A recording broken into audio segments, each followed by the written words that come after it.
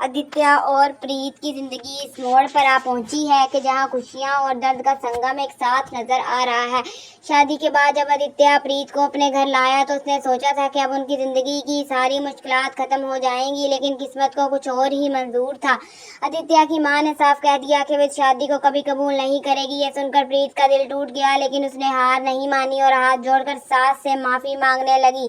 प्रीत को उम्मीद थी कि शायद उसका सच्चा प्यार और उसकी मासूमियत आदित्य की मां के दिल को पिघला देगी, मगर हालात कुछ और ही करवट ले रहे थे। इस दौरान घर में जलजला उस वक्त आया जब निशा को आदित्य और प्रीत की शादी का सच पता चला। ये खबर सुनकर निशा की आंखों से आंसू बहने लगे और इसका चेहरा गुस्से और सदमे से सुर्ख हो गया। उसने तो हमेशा ये ख्वाब देखा था कि वो आदित्य की दुल्हन बनेगी, लेकिन प्रीत ने इसके सारे ख्वाबों को चिकनाचूर कर दिया। निशा को यकीन ही नहीं आया कि जिस आदित्य को पाने के लिए उसने इतनी कुर्बानियां दी, उसने बगैर बताए प्रीत से शादी कर ली। दूसरी तरफ आदित्य की मां भी मुसलसल आदित्य पर दबाव डाल रही थी कि सोसाइटी में उनकी इज्जत खतरे में है और अगर उसे अपने खानदान की इज्जत बचानी है तो इसे निशा से शादी करनी होगी। आदित्य अपने खानदान और प्रीत के दरमियान फंस गया था। वो अपने प्यार को खोना नहीं चाहता था, लेकिन मां की जिद भी इसके दिल को तोड़ रही थी।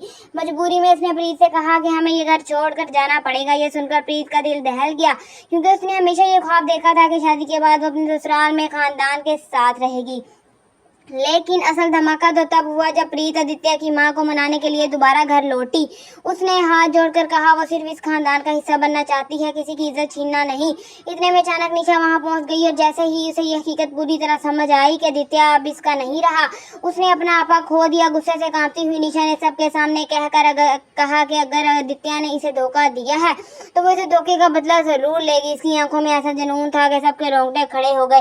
कहानी यहीं खत्म नहीं हुई। जैसे ही यह हंगामा हुआ, नीति की एंट्री ने हालात को अभी भी खराब कर दिया। नीति को लग रहा था कि घर में कोई बड़ा तूफान आने वाला है और इसका खौफ सही साबित हुआ। नीति ने दूर से ये सब देखा और इसके दिल में शक गहरा होता गया कि निशा खामोश नहीं बैठेगी। कहीं ऐसा न हो कि वो आदित्य और प्रीत को अलग करने के लिए कोई खतरनाक कदम उठाए। अब सबसे बड़ा ट्विस्ट है कि निशा ने फैसला कर लिया है, अगर आदित्य इसका नहीं हो सकता तो वो प्रीत को सुकून से जीने नहीं देगी। आने वाले एपिसोड में आप देखेंगे कि निशा प्रीत को अवामी तौर पर बदनाम करने की प्लानिंग करती है। वो आदित्य और प्रीत की शादी की तस्वीर और वीडियो सोशल मीडिया पर वायरल करने लगती है और इनके खिलाफ झूठे इल्जाम लगाती है।